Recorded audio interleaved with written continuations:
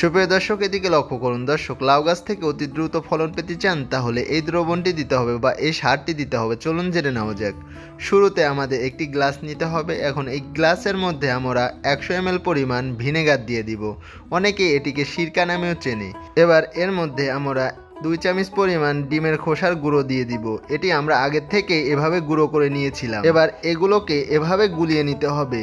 গুলানো হয়ে গেলে এবার এটি আস্তে আস্তে বুদবুদ আকারে উপরের দিকে উঠে আসবে। আর এটিকে আমরা কিছু সময় রেখে দেব, অর্থাৎ 5 থেকে 6 মিনিট রেখে দিলে এটি আস্তে আস্তে নিচের দিকে নেমে যাবে।